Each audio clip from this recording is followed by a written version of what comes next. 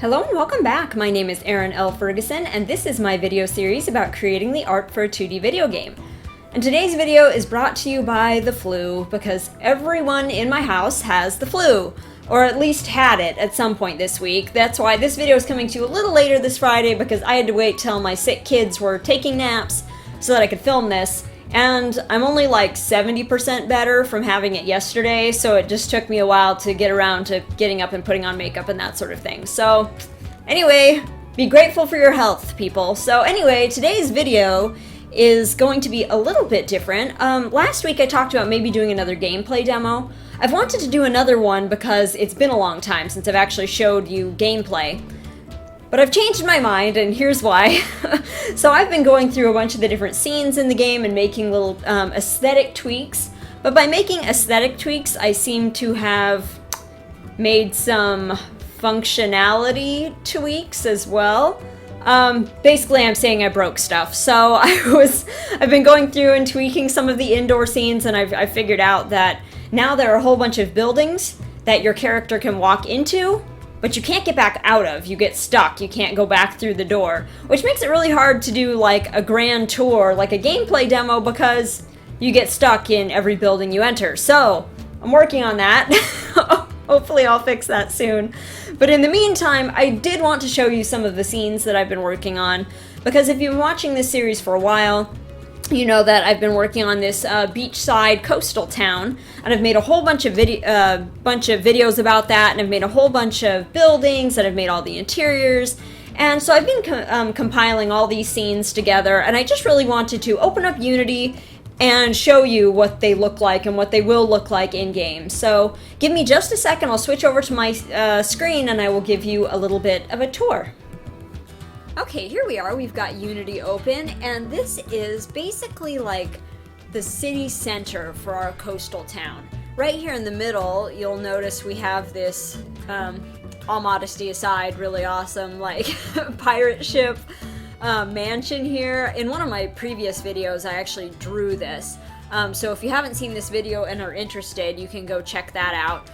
But this is where our Lord and Lady of the region live, and so this kind of acts as the focal point, I feel like, of this scene. But all around it, we've got a bunch of other buildings. So down here, if you follow the docks down, I wanted a bunch of buildings here to be along the boardwalk. So here to the left, we've got our tackle shop, and that is run by our retired pirate, Bonnie Ann. And 10 points to Gryffindor if you can tell me the reference for that name. Let me know how well you know your pirate lore in the comments. If you know where that name comes from, or how I came up with that name. Next door to her shop, of course, is her house. So this is Bonnie Ann's house. So that way she's just a quick jaunt from work every day. If we follow the boardwalk down here, we've also got our black market, which is an inconspicuous building. You wouldn't necessarily know it's a black market unless you talk to the right people. And down here we have a couple of different boats. So we have a little canoe here. This is owned by Davy, our resident fisherman, and he can take the player, we're thinking maybe he could take the player in the boat and actually take you out into deeper waters to fish. And right here we've got Roy's houseboat. Roy is our dock worker who dreams of adventure and far off places, and so we thought it only made sense that he would live in a houseboat where he could potentially be mobile and go and see the world. Up here we have Pearl's house, and Pearl lives in this really cool well, what would you call it? Like a beach house, beach cabana here. And she is right next door to her outdoor market. She's our resident shopkeeper. And this, of course, as you can see, there is nothing in this little display table yet. Eventually, all of her wares will be in here. So I imagine she'll sell things like fish and maybe seashells and pearls, maybe some native plants, things like that. But this will be her shop that she will man every day. And of course, I imagine it's pretty hot and sunny here much of the year, so she's got her cool little awning here, and everything's made out of bamboo, just very tropical. And up here, these are all of the unfortunate peasants who don't get unique houses. So if you've watched any of our other videos, you'll remember that there are peasants who live like in your home kingdom, well, all of the other kingdoms have their own peasants as well. So what I did go through very carefully and painstakingly and give them all unique landscaping. Weeds. I gave them weeds, let's be honest here. But I gave them unique patterns of weeds. I very carefully designed all of their weeds, except for this guy. I'm just realizing now that this guy doesn't have any weeds, and I kind of feel bad about that. I might have to go back and give him a palm tree or something, because I feel kind of bad that he doesn't have any weeds. So I may have to go back and address that later. But I do want to show you some of the interiors for each of these buildings, so I thought maybe we would start with the Admiral's Mansion here. So when you first enter the Admiral's Mansion, you will enter his living space here.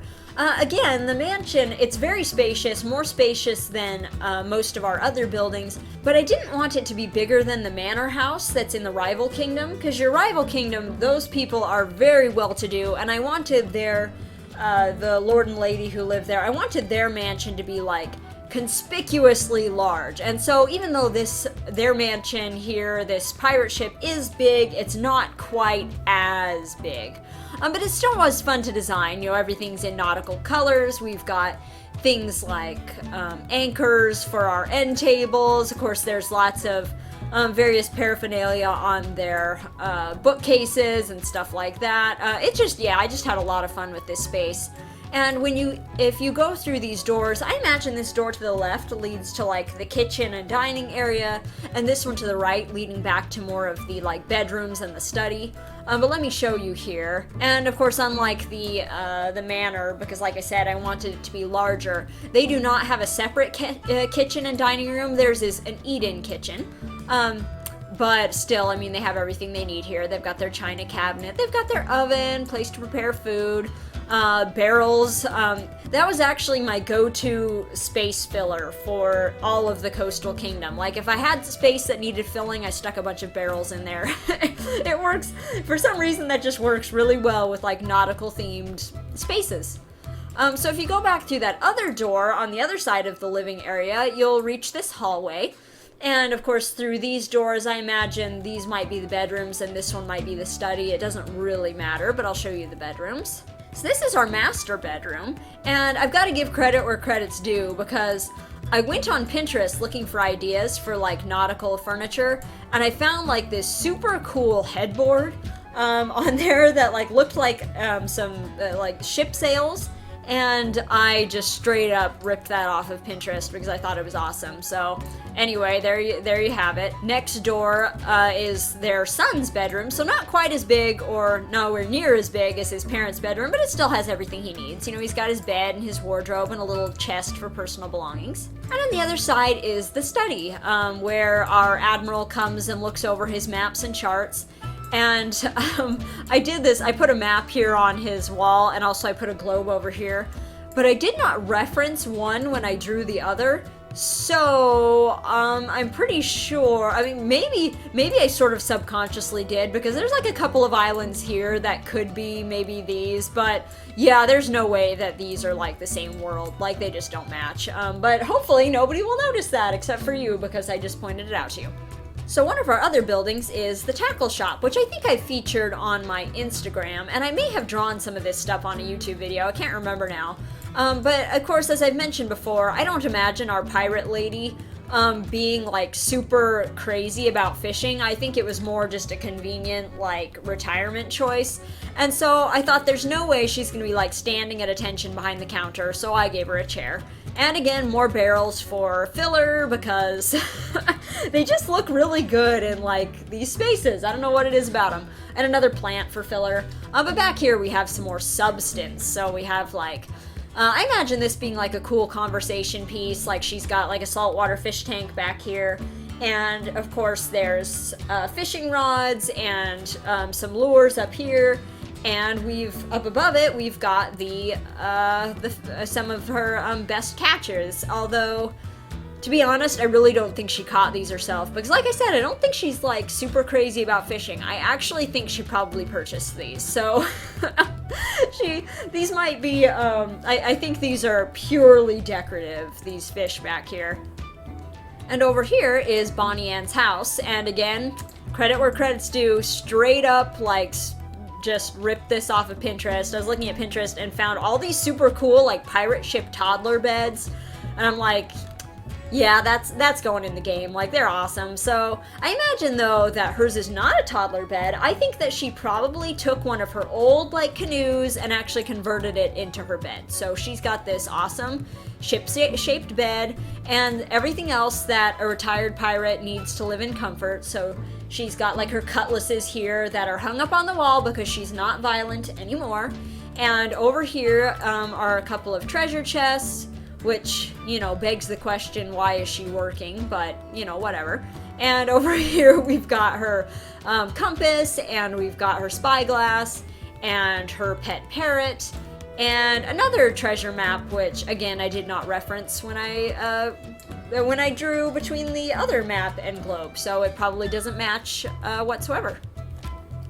Next, we've got that black market shop, and again, I wanted this space to feel like dark and mysterious and a bit gritty, and so I imagine it being really dark in here, except for, like, these lanterns, because I wanted to suggest that a lot of his wares come from really exotic places. So we've got, like, these lanterns up here, some really cool pottery, these really opulent curtains, which also double as a place where basically he stashes stuff, I think, behind these curtains. You would imagine that there's maybe windows behind them, so it wouldn't arouse suspicion, but, you know, when law enforcement's around, he can just stash stuff back there. I also wanted other storage articles in here that could be marked with other sort of innocuous things so that nobody would be suspicious. So he could write, like, you know, powdered milk on the side of these crates, or you know, dry goods or something on the bags, so that nobody would question what's actually in them. And to be honest, I don't know what's actually in them, but I imagine it's something he's not supposed to have. And of course, back here, Iago actually sleeps in the storage room. So it's mostly, of course, crates and more barrels and more barrels and bags. But of course, he's got this, like, super nasty mattress on the floor where he sleeps in his dark little cave, and this, like, itchy blanket. I even went through and drew all these little, like, pokey threads sticking out because I want it to just look like an itchy, like a really itchy, maybe wool blanket. But other than that, really his only, like, personal, personal belongings here. I did give him, like, a little coat rack because he wears a trench coat, and I imagine he'd want somewhere to, like, hang it up before he goes to sleep. But other than that, I mean, it's pretty plain space. Like I said, this is the storage room for the shop. And I imagine he pretty much, because the shop's only open at night, I think he sleeps in here basically all day. So he'd sleep during the day where it's dark and it's cool, and he doesn't, and the sun won't keep him awake. And then at night, you know, maybe he wakes up like early evening or late afternoon, and then he works open shop at night, and again back to sleep during the day. Next we have Roy's house, and like I mentioned before, he lives in a boathouse, and when I was doing a bunch of research on boathouses, I found that especially the small ones that are actually meant to be mobile, they, for the most part, you know, they don't have a ton of furniture in them, and the furniture they do have has to serve multiple purposes. I did give him some separate articles. You know, he's got a bed, he's got his potbelly stove, he's got a counter here for preparing food. But, like, you know, he doesn't have a separate desk, he doesn't have a separate table or anything like that. I imagine a lot of what he does is going to be done from this couch here. You know, I gave him like an L-shaped couch and this little table, and I imagine whether he's studying or eating or just relaxing, a lot of that's going to happen right here. But I also gave him lots of food storage because I imagine, you know, his hopes and dreams are to travel the world. So I thought he's going to want a lot of, like, non-perishable food. So again, he's got things like canned goods there and more barrels, and we've got crates of apples and potatoes and things like that. And on his wall, I gave him some cool, like, tribal exotic masks, because I imagine that would speak to him as somebody who really longs to travel and see the world. I think he would find that sort of decor really appealing. Next up, we have Pearl's house, and I have several buildings in the coastal kingdom that are round, and they are, like, way harder to arrange than square ones. Let me tell you, like, this place gave me some headaches, but I actually really like the way it turned out. She has, like, a cool bamboo texture on her walls. Of course, she has sand floor. And actually, I used those same masks that I made for Roy in here because I thought they just matched really well. But she has like her big tiki pillars here, a little cook pot. And instead of a bed, I actually gave her a hammock because I thought that had more of an island feel. And other than that, she's just got like palm fronds on the floor just to give it sort of a more homey touch. Other than that, the only buildings are our hovels, but they are pretty much set up just like the hovels in your home kingdom, so I'm not going to visit those today. But instead, I wanted to show you some of the areas both to the east and the west here of this sort of town center. If you take this road north, that will eventually connect you back up to like your home kingdom. But if you take it here to the west, and this space is basically empty because we needed to allow room for the player basically to colonize. So once you form an alliance with the coastal kingdom, you'll be able to come in and start building here as well. And so I left a lot of this area empty so you can come in and build like boat houses and start a fishing business here if you want, or whatever you want to do with this space. But if you move on, of course, this road also goes back up to the north, which will eventually reconnect you back to your home kingdom. Because this map is very, very large, we needed lots and lots of convenient roads basically to get you where you want to go the quickest way possible. But if you follow this bridge back over the river here, you will end up in this area. And basically, again, this area has a bunch of open spaces that you can populate and you can build. But the focal point is this lighthouse here. And I had a lot of fun designing the lighthouse. I ended up going into Wikipedia and I found this really cool diagram, like a cutaway diagram that showed like the interior of a live-in lighthouse, because this lighthouse is where Davy lives. If you'll remember that little fishing boat that we had next in the town center, I had that little fishing boat. During the day, he will spend a lot of his time fishing. But at night, of course, he is the keeper of the lighthouse, so he will come here and he will keep the flame burning. So let me show you the inside. So the lighthouse is actually 4 stories, and I was referencing that diagram that I talked about on Wikipedia.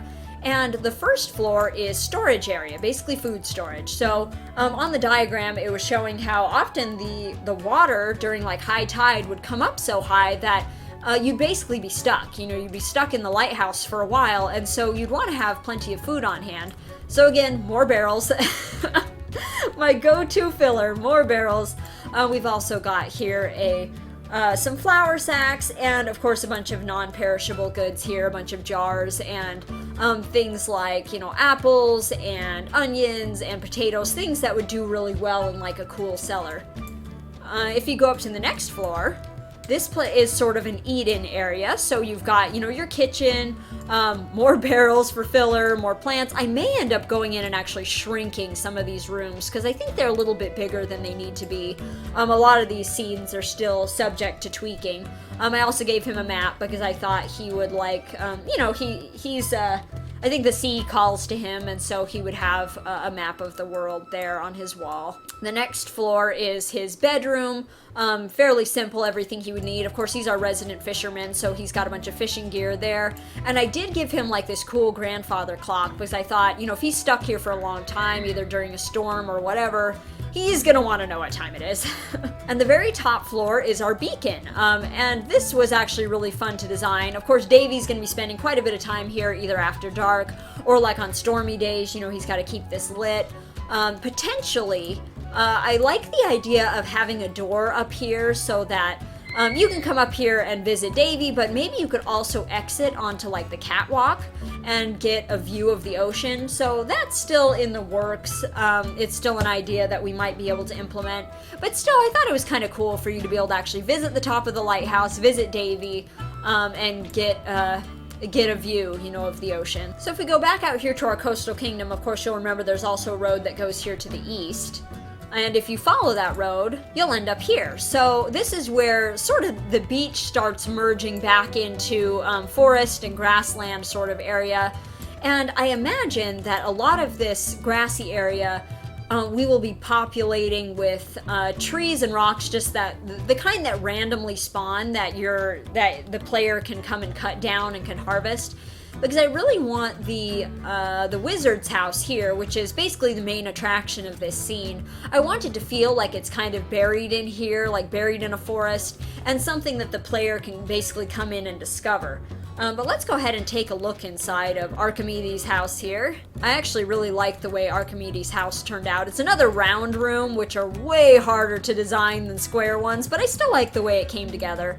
I did have a video where I drew a bunch of his furniture here, so if you're interested in that, go back and look through my videos. It's a fairly recent one. But he's got a whole bunch of these frog statues with like candles in their mouths in here. He's got his awesome bed and his big pot here where he is probably brewing something.